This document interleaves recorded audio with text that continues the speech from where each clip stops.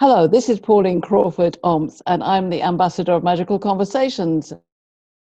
And it's a beautiful Sunday here on both sides of the world. I'm in California, and my guest, Kenny Mammarella-D'Cruz, the man whisperer, is actually in the UK, which is my country of birth. But welcome, Kenny. How are you today? Thank you.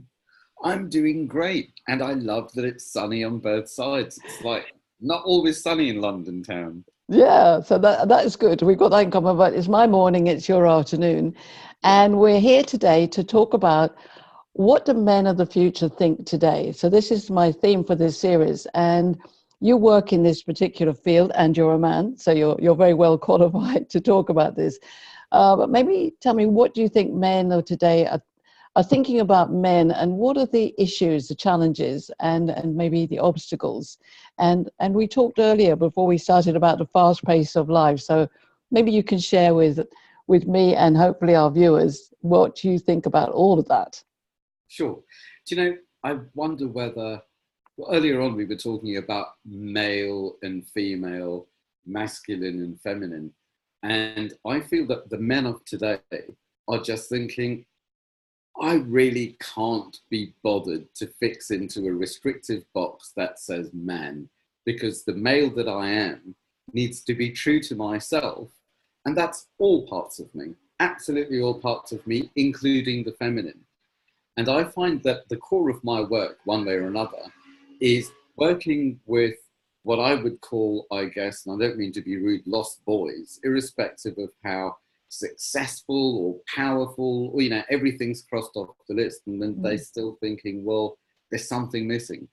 And that's when they turn into self-respecting men, because rather than chasing something and needing to do something in order to be something, and very often that's kind of like a survival, am I handing power over to, I don't know, others, the opinions of others. They come from I am, which is in tune with themselves, centered with who they are, and extending from there. And I think very often the men of the past were so busy surviving and providing Mm. and making it work that the boundaries were unclear. It's like, well, there's no real space for boundaries or the luxury of space for who we are. Because we have to survive, we have to do things, and we have these boxes that we need to do well in, so other people think we're great. So the man of today, a lot of them are a lot more feminine. Mm. Um, and it seems that there's a journey where it goes from needing to present themselves as competitive masculine, just like in the movies, to outgrowing that and thinking, actually, there's more to me. And then they get to explore and know their feminine side rather than demonize it for fear of ridicule. And then as they allow the feminine side and they have the masculine side in the bag, then we have the mature masculine who includes the feminine. And then we can really start to meet. That is fantastic. And what's interesting is that that's also happening for women, because we've had this journey where over now several decades, we've been told, but you've got to go out there and be thrusting and actually be masculine. And that's been my study in looking at myself as what I would call a masculine minded woman, a tomboy, and Yeah. always quite driven by action, but not aggression. When I looked at my sisters. So I think the other thing for me is that men don't necessarily realize that about women, and women don't realize that about men. But we've all Yeah. been doing this sort of double whammy. And the truth is that every single body, literally every man and every woman, has feminine and masculine energy. Yeah. So if we see it as energy and not biology, do you think that helps? I would say not only does that help, that is such permission to be true and permission to flow, which again is more feminine. Yeah. Because I would say, as infants, it's not masculine or feminine, it's a pure spirit. And then come the boxes or the expectations or the need for whatever reason to be female and to be male. Especially in the old days, I'm hoping that things are changing these days Mm. and that there's space. But then it's like doing boy and stiff upper lip and don't cry and don't talk and don't show emotions and, prove that you're not some sort of a sissy or whatever it is. and then it goes feminine again because there's maturity, and then it goes masculine again because with the feminine and the masculine, there's a real presence. And that's, I would say, the accomplished man, the self-aware man at his peak. And then luckily for everyone, it goes into the feminine again, I would say, because the grand energy is self-holding and listening and nurturing and available and strong. And earlier on, we had what for me is the most exciting thing about the work that you're doing, and the person that you are actually, is the mature feminine embracing the masculine aspects and the power to stand steady, look a man in the eye and say, actually, I don't believe what you just said, or I don't believe who you're presenting as. I feel it's more this and this, and this is your shadow, your dark shadow, your gold shadow. Get over the stories and get on with it. Well, that's right. And I mean, I think, you know, one of the issues is that most of the things that go wrong in this world is because we get in our own way. We tend to think it's always somebody else. I mean, that happens everywhere, doesn't it? We always think we've got to blame somebody else, whether it's the government or the family or the boss. But actually, it's all about me. It's all about how can I be a decent human being? And this whole idea of really listening to each other, and that's my passion by doing interviews with men, is that when we post these out, the people, men and women alike, listen without prejudice. You know, the idea about a magical conversation is that the rules are that there's no judgment, there's no anger, and there's no over control on what comes out of it. Now, I've been challenged on that, but in terms of anger, a lot of people, men and women alike, say, but we have to deal with anger. And I agree. I mean, there is a lot of conflict, confusion, anger in the world. So how do we deal with that, Kenny? But then surely anger is the same as every emotion that needs to show up and pass. And sometimes it passes with exercise, or with crying, or with laughing, or with breathing, or with inappropriate expression, or whatever it is. But I always say, especially in the men's groups that I run, one of the ground rules, after all the ground rules of confidentiality and blah, blah, blah, and what you say, is play big enough to get things wrong. Oh, I like that. With that, it's like, I will meet my edges. And sadness may come up, but generally with most men, you're not reaching my sadness, you're not reaching my vulnerability until my anger soldier has met you, because he is there to defend me. So it's part of the journey. And as we were saying, it's all about the flow, which is the masculine way. The emotions need to flow. The old stories need to go. And the man needs to make space for who he is to show up.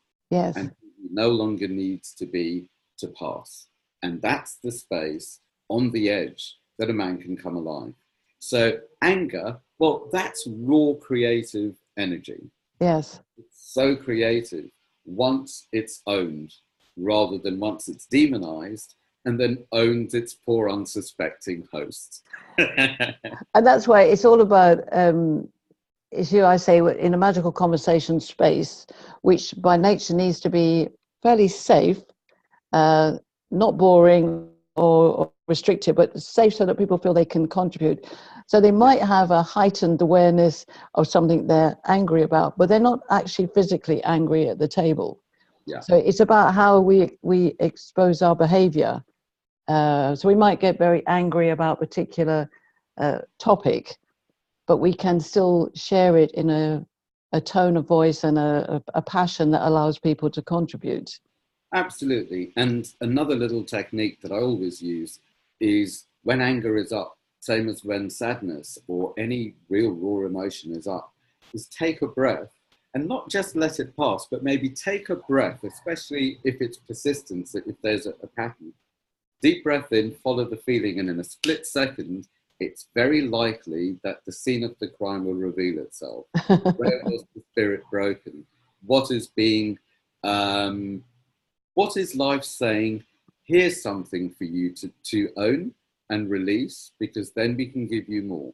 What is emerging as, I guess, a doorway or a gateway into the next level.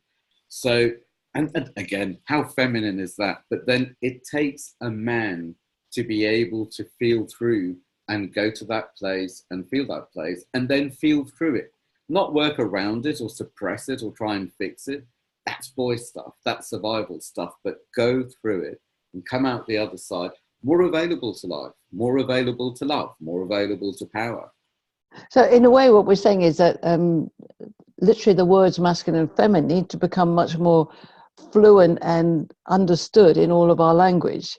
So if a man says to another man, oh, you shouldn't do that because it's rather feminine, that's a no-no. It'd be like me being accused of being rather masculine, which I have on occasion been told by my sister. So there's this tussle, and that's what I'm seeing, is that if we take masculine and feminine as energies rather than core behaviors and core biologies, we can actually free them to become the yin and yang that they are, because that's the whole thing about yin and yang. We need both.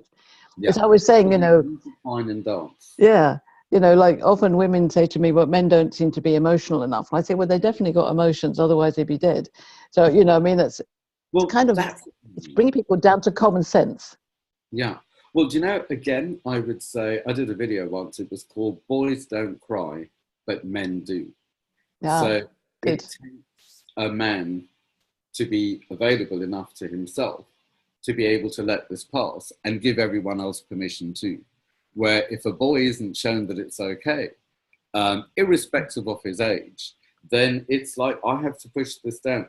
I've just come off a call with a 38-year-old, very successful man. And he told me about having a confrontation with one of his clients on his private yacht, and how they got very close. And then there was a little bit of a drama, a little bit of a misunderstanding. And then they had a conversation, and full marks for them having the courage to have a conversation rather than play out the battle. And in the conversation, they went back to the little boys, the innocent, honest, pure little boys, and told the truth about how they felt and what they didn't understand. I mean, full marks. That is a modern man to be able to do. That is superb. And my friend was talking about, he was wearing sunglasses, but he cried. It wasn't a boo-hoo, but emotion passed. And our conversation was about, well, was that too feminine? Should he have done that? Should he have not done that? And after a very short while, we realized that as a man and as his own man, of course it's appropriate, of course it's true, of course he should have done it. But which should was he coming from? And it turned out that the should he was coming from was in the playground as a boy, or in the bars as a youth, and we're all blokes together and we all play rugby or whatever. It's the shoulds of the past that he doesn't actually relate to, believe in, or even have around him in his life anymore. So the man, and surely the woman, the aware individual, will need to get present, get connected, and think, what's been running my life, and is any of that relevant? Is any of that true? And is any of that actually helpful? Or is it showing itself up now to say, set me free and I'll set you free too?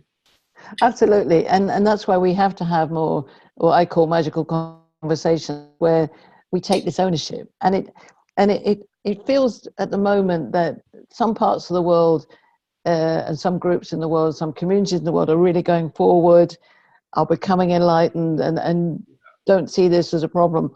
And then other parts which seem to be going back into the past, or sticking in the past, and the gap's widening. What can we do to help resolve that from the men's side? I feel it's exactly what we're doing right now, which is being who we are, articulating the journey. And the thing about magical conversations is it's all about alchemy. It's transforming the dense unaware into the gold beyond the shadow, as awareness is brought. And what we do well, and we had this conversation a little earlier, what we do well is be ourselves and share ourselves from presence and connection, here and now, playfully, honestly. And it's not even about being vulnerable, it's just about being true and getting on with it. And that's our being. And what we were both talking about was the very high panicked frequency of computers and social media. You yes. should get out there and you should do this and click, click, click, and who likes it? Toxic. Is that being, or is that fearful doing to see how many people like and approve of me and whether I'm on the right lines and I'm not missing a trick? That's panic. So I think what we both agreed is surely we need to embody the being and share who we are so we can counterbalance all of that. And this is where I remember a long time ago, because I used to be a right mummy's boy. I was very emotionally aware. I was enmeshed, I was Oedipal, and I absolutely loved it. And it worked for my mother too. And that was part of my journey. And a very, not just necessary, but important part of my journey, because there was a stage in my youth when I was, 7, 8, 9 ish, when we had the Secret Service after us, we were followed, our home phones were tapped, there was a lot of danger. And my mother, brother, and I ended up fleeing Uganda and leaving my father behind. So there I was, a little boy, suddenly stepping up to be a man, being responsible for my and everyone's emotions, and really wanting to fix it and hold it together. So to go through such trauma with my mother, of course we're going to get enmeshed, of course I'm going to get sensitive, of course I'm going to be responsible for everyone's emotions and get kind of like super sensitive with that. And I guess at the cost of my own initiation into proper boyhood and adolescence. So I didn't do my adolescence until my 30s. And after that, I was safe enough to do my childhood. And then I could begin to become my own man. Now, part of my adolescence was a betrayal of what is good and feminine and just and fair and sensitive, etc. And in a way, the way I'd put it is a betrayal of the victim club, because I was so used to being that sensitive and that empathetic that was the personality I developed, and those were the people I attracted. So that was the only way I knew really how to express emotion, be in community, etc., etc. And then I thought, wait a minute, I kind of came alive. I came awake to, because I kind of thought, yeah, I can move on, but what kind of a self-respecting man or good person would move on and abandon the rest? And rule number 1 of the victim club is do not leave the victim club. We will all be here for you. I finally realized that the biggest gift I could give myself and the victim club, meant with no disrespect whatsoever, is to leave the victim club and be available to support anyone else who wants to leave the victim club. So I'm giving energy to what I want to grow, which is freedom, personal power, exploration, taking part in life, rather than giving energy to what I want to go, which is being a victim, being safe, and repeating the old patterns to justify not moving on. So I betrayed the victim club, started walking my path, and now I feel in my being, in my work, in my ability to kind of articulate my journey from feminine to masculine to true, because I've been through it. I can help so many other men through it. And there are so many men that have been through that. It's the opposite. And thankfully, I can meet a lot of people that way. But what a journey.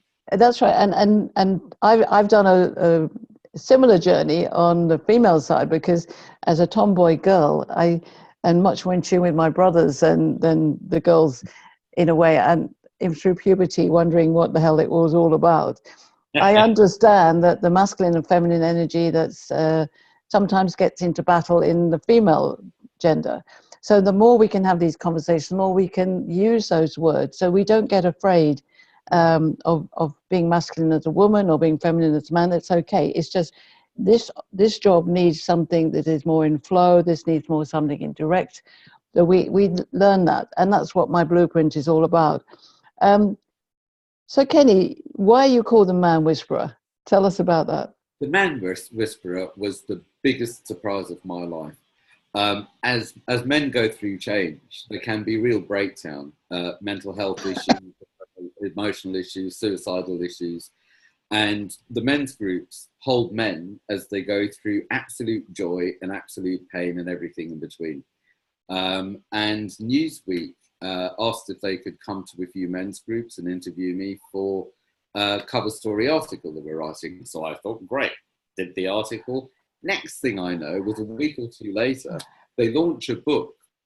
They write a whole chapter about my work, and they call me the Man Whisperer. How cool is that? I think that's great. I can't believe I didn't come up with it. And even if I did, I probably wouldn't have the cheek to say it. Well, interesting enough, my title came from my daughter, who said to me one day, about 10 years ago, oh, you should be the president of Magical Conversations. And I thought president was a slightly grand title, so I chose ambassador. But the interesting thing is I produced a card that summer and I took it to networking events, and people would immediately say, oh, that's exciting, tell me more. So again, these headings are very important. I think the Man Whisperer is lovely because we know about the Horse Whisperer. We know it's a nature of getting into the sensory side of who we are. So I think it's ideal for you. It really is. And with the Magical Conversations, it feels like, even with your being, your face is open. You allow people to open up, and you give people to start a magical conversation by saying, what's that? What are you giving me permission to? I think parts of me are dying to come alive. Yeah. How do you do it? And the trick is that we need to get away from being who we are, but we need to know who we are. This is the kind of conundrum we're in. People often say to me, but surely with your blueprint, you're putting labels on things. I say, no, I'm putting a guideline so that you know where you're starting from in order to expand. It's a bit like a new GPS for communication. So if you're going from A to B, you want to know what the obstacles are on the way, and you can work out your communication patterns. So are you saying that with the blueprint, the first step is a self-awareness and a kind of consolidation of this is who I have been so far?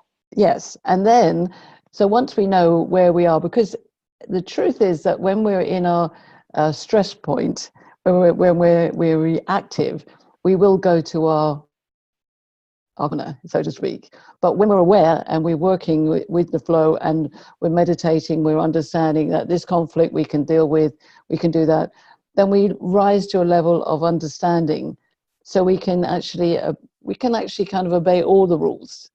It's a bit like being on the road. You still need to know whether you're on the left or the right, whether you're in England or US, whether you turn right on red lights, which they do here, and it's a strange thing to me. Anyway, we won't go there. But for me, it's when we get it right, and the men or women who are aware don't need the blueprint in a way because they're doing it. But there are a lot of people who were confused, stuck, and with the kind of widening of the gap slightly with all the issues that there are in the world with equality and parity and sexual harassment and Me Too, all I see is that the people are going to their corner and hiding away, rather than coming out and embracing what you do and what I do and being in the moment and getting rid of the confusion. And I would say that the media, even society, is demanding, do you right, do it right, and show us, demonstrate it to us, put on a good show, where this is all about how can I be who I am, rather than how can I do another good show to get the approval of others and then I'm safe for a while, which is just basically how can I be a good fraud. Where when I went traveling for 5 years and I lived in Australia, Fiji, and I really got to know myself, because who I thought I was or should be was challenged by so many different cultures and so many different situations, that I realized that rather than finding myself out there, I'm finding myself here. And who I am is buried under all of these, this is who I think I am. So I just got into letting go of who I don't need to be anymore, what's not true anymore, what might be restrictive. And I realized that as I let go, who I am is not only the leftovers, but who I am is the ever-changing leftovers, because who I am keeps moving and growing and, adapting and learning, or more than learning, actually, unlearning. It's the unlearning that sets me free. Well, that's right. And I think one of the things we've got is an ever-changing world. I mean, the millennials are very different to the X-Gen, to the baby boomers, but the whole world is different. Yeah. And we're moving so fast. You know, you and I, even you, remember when things weren't digital and when they weren't on a smartphone. And we can't go back to those times. We need to move with the times. But I think there could be a sort of a wisdom group, the elders' wisdom group, or something like that. And I wonder whether, as you were speaking then, that the picture I got is almost as if the elder wisdom group holds the space for things to slow down and be here.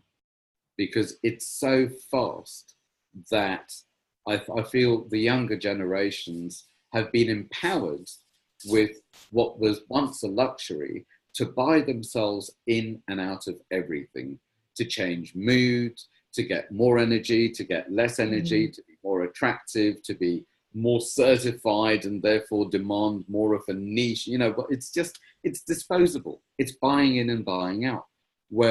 And with that, feelings, normal feelings, have been demonized. Like, if you feel sad or you're grieving, then you have a mental health issue and you should be on medication. Yes. Yeah. That's like, wait a minute, where's there the space for a human being sad, being happy, being confused, being totally freaked out, and being able to pick up a phone and say, hey, what's happening? Yes. I'm falling down the crack. Yeah. Without judgment, without watch this, read this, click here, fix it that way. It's the being together. And I feel holding that space, because they do drop often from great heights and say, who am I? Where am I? And what do I do next? And that's when it really begins. And irrespective of the cleverness that people go through and the self-awareness and the work, I would say the one act of courage that I ask everyone to do is to really go from the control of surviving to the vulnerability and total chaos of living, which is being present, connected, and responding. Now, it's fine for us to say, because it feels like we are on those tracks. Beyond the blueprint, we are on those tracks. Yeah. And on those tracks, we can respond. But for those who aren't quite on the tracks yet, or those who've been derailed, because life is saying, we need to shake you up because we want to meet you and lead you forward, those are the ones that will fall into the laps of the elders and say, right, I don't know. What did you and how did you do it? Absolutely. And then it's all about the stories and sharing stories. And I think those need to be given some time. So we are agreed that, you know, you can't do it all on a text message. You can't do it all just on a podcast. You need to actually get in the space, in a circle, face to face, for at least some part of every week, if not every day. So, Kenny, what are there any last bit of advice? We could talk forever, and we will have more of these conversations. But that piece of advice is great. Is there one last piece of advice specifically to men that you would offer now? Connection. It's all got to be about connection. You don't have to do it alone. It's true. Everyone's path is an individual path, but it doesn't need to be a solitary path. Share it. And what I was just going to say is I've started running a lot of online men's groups, online trainings, online clients, etc. And what surprised me is the intimacy, the depth, the speed of getting things and connecting on a screen. I didn't expect it to be as whole, as wholesome, as right. As it's, I can't say it's better or worse than being in a physical room, but my God, does it do the trick? Yes, and that men want to share. This is something that I've discovered, that I think sometimes women don't think is possible, but they do want to share about themselves. And in front of a screen is just perfect, because there are so many men who are isolated, who are in remote areas, who are a Jonathan Livingston Seagull amongst pigeons, and they think there's something wrong with them. Absolutely. So, on the screen and get to know who you no longer need to be, and then surely share it with yourself and in the world. Yeah. And is there one simple piece of advice you might give women to understand men better? Do you know, there are two, and they will take a second. The first one is men do want to express emotion, including tears. Yeah. And a lot of the men that I've spoken with, they would like their woman to sit and be with them as emotion passes, because a lot of men are scared that as they open up, they will be smothered. They will be so adorable and lovable that the woman will run towards them and adore them, and all of that, rather than giving them the space, adult to adult, to let emotion pass, and then with permission ask how they want to be held, if at all. And the man can be a man and the man can be a boy, and it really doesn't matter, because it's individual to individual. And there's nothing wrong with father, daughter, or mother, son, as long as there is also space for adult, and child, child. And the only other little bit that I would love to say is listen. Don't assume that you know what this man is going to say, do, or think. And you might be dead right that this is happening for the last year, 5 years, 40 years. But give him the space to change and grow. Excellent advice, and so fantastic. Thank you, Kenny Mammarella-D'Cruz, on this amazing, magical conversation. And we're going to sign off now, and I hope that everybody who watches this will get in touch with Kenny, and to watch this without prejudice, without condition, and to come back with your ideas on what more we can do. Thank you. Thank you. It's been great to hang out.